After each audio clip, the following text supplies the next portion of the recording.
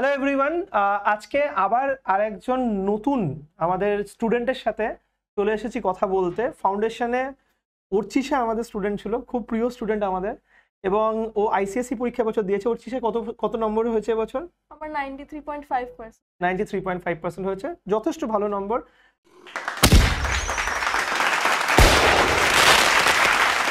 তো অর্চিষা, আমি তোকে আজকে মেইনলি যে কারণে ডেকেছি সেটা হচ্ছে যে বেশ কিছু প্রশ্ন তোর ভাই বোনদের এবং তাদের পেরেন্টসদের থাকে ফাউন্ডেশনের প্রিপারেশন রিলেটেড, যে যখন ক্লাস 9-10-এ পড়ছে এবং ফিউচারে ডাক্তার হওয়ার স্বপ্ন রয়েছে, তো এক্স্যাক্টলি কী কী জিনিস করা উচিত, এবং ফাউন্ডেশন কোর্স যেটা নিটের ফাউন্ডেশন কোর্স হোক সেটা আদৌ কি তার যে আইসিএসসি বোর্ডের এক্সামসের যে প্রিপারেশন সেখানে কোনোভাবে সেটা কি বুস্ট আপ করে কি করে না, এই ধরনের অনেক প্রশ্ন নিয়ে তাদের প্রশ্ন রয়েছে। প্রশ্নগুলোতে আমি সরাসরি আসছি।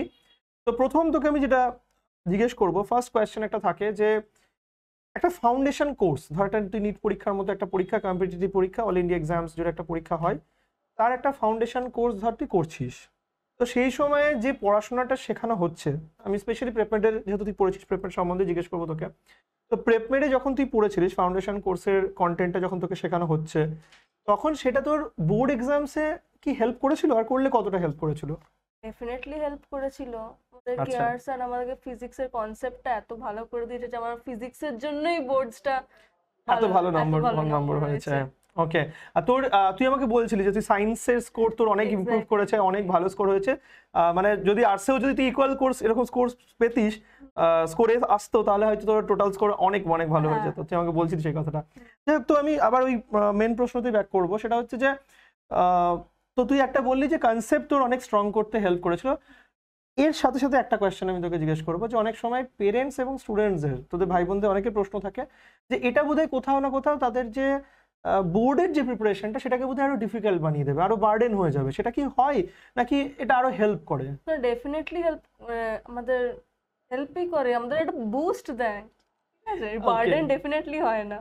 ওকে, so basically you are saying যে হচ্ছে একটা বুস্ট তুই পাস, মানে পেয়েছিলিস যে কনসেপ্ট ক্লিয়ার করতে। আচ্ছা, আর একটা প্রশ্ন আমি অনেক সময় শুনতে পাই যে ফাউন্ডেশন কোর্স যেহেতু স্কুল থাকে বলে তোদের ম্যাক্সিমাম ক্ষেত্রে অনলাইনে করানো হয়, অনলাইনে ইন্টারঅ্যাক্টিভ মোডে করানো হয়।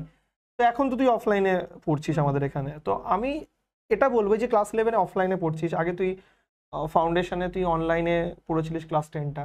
তো তোর কোথায় মনে হয়েছে যে দুটো কোর্সের মধ্যে ডিফারেন্স রয়েছে, বা কোনটা বেটার, এই ব্যাপারে তুই কি বলবি?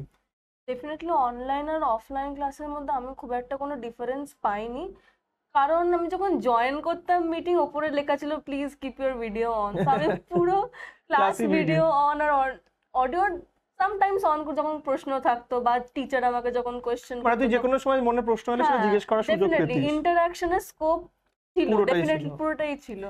তো সেই জন্য তোর কখনো খুব একটা মনে হয়নি যে অনলাইন অফলাইন কোনো অংশে আলাদা রয়েছে প্রেপারের জন্য? ওকে, আচ্ছা, আর একটা জিনিস আমি তোকে জিজ্ঞেস করবো, যে ধর তুই তখন ফাউন্ডেশনের পর এখন ক্লাস 11-এ তুই ভর্তি হয়েছিস, এবং তুই দেখতে পাচ্ছিস যে ক্লাস 11-এ অনেক স্টুডেন্ট রয়েছে যে যারা ফাউন্ডেশন কোর্স হয়তো করেনি তখন, এখন তার ফলে এখন যখন 11-এ জয়েন করেছে তারা বিভিন্ন ধরনের একটু ওই ম্যাচটা করতে অসুবিধা হচ্ছে, যে 10 to 11-এর মধ্যে এই যে জাম্পটাতে বেশ তাদের অসুবিধা হচ্ছে। তো তোর কি মনে হয়, তুই তো ফাউন্ডেশন কোর্স করেছিলিস, তোরও কি সেই 10 থেকে 11-এর মধ্যে এই জাম্পটাতে অসুবিধা হচ্ছে, নাকি তুই একটু কমফোর্টেবল ফিল করছিস? আমি ডেফিনেটলি অন্যদের থেকে একটু কমফোর্টেবল ফিল করছি, কারণ আমি যেহেতু আইসিএসসি তে পড়েছিলাম, আইসিএসসি তে এমসিকিউ প্র্যাকটিসের কনসেপ্ট ছিল না।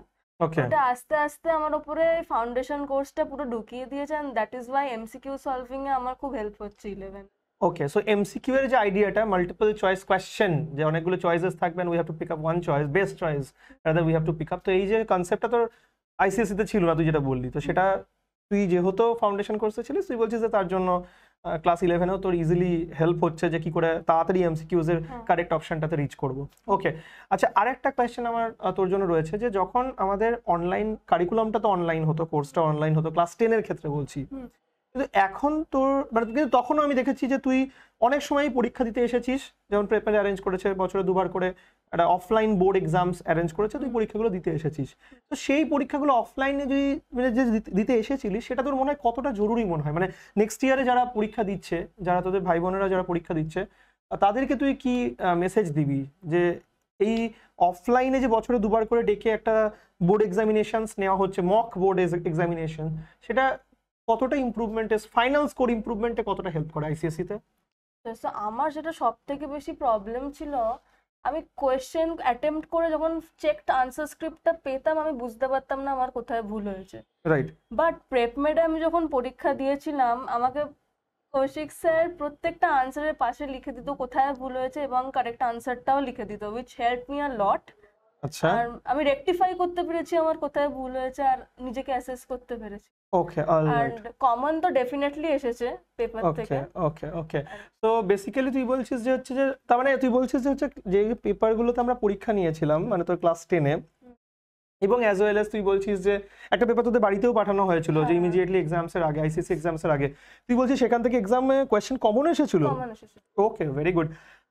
তো দ্যাটস ইট, আমার এই প্রশ্নগুলোই ছিল।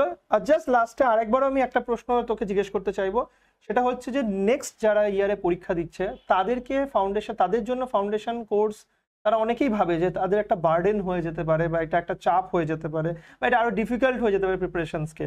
তো তোর কি মনে হয় যে এই ফাউন্ডেশন কোর্স তাদের কি প্রিপারেশনটাকে চাপ করে দিবে না একদমই মানে কি বলবো, রাদার হেল্প করবে? ডেফিনেটলি চাপ করবে না, এটা হেল্প করবে, একটা আমাদেরকে অ্যাকাস্টম হতে সাহায্য করবে। আমাকে রিয়েলি হেল্প করেছিল। ওকে অর্চিশা, আজকে তাহলে এই প্রশ্নগুলোতেই আমি এখানে ইন্টারভিউটা ফিনিশ করছি।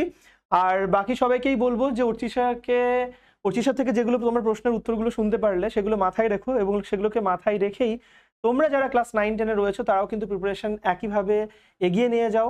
ফাউন্ডেশন কোর্স কিন্তু খুবই জরুরি যদি তুমি তোমার একটা ভালো স্কোর ক্লাস 10-এ পেতে চাও, এবং অবশ্যই যেটা অর্চিশা বারবার মেনশন করলো যে ক্লাস 11-এর প্রথম 6টা মাস যাতে তোমার কোনো অসুবিধা না হয়, যাতে তুমি খুব ভালো করে গ্র্যাব করে নিতে পারো যে কনসেপ্টগুলো 11-এ রয়েছে, তার জন্য কিন্তু ফাউন্ডেশন কোর্স খুবই জরুরি। তো আবারও কোনো নতুন একটা ভিডিওতে দেখা হবে। আজকের জন্য এখানেই আমরা শেষ করছি ইন্টারভিউটা। বাই। ক্র্যাক করবার ঠিকানা এরকম ক্লাসরুম কোথাও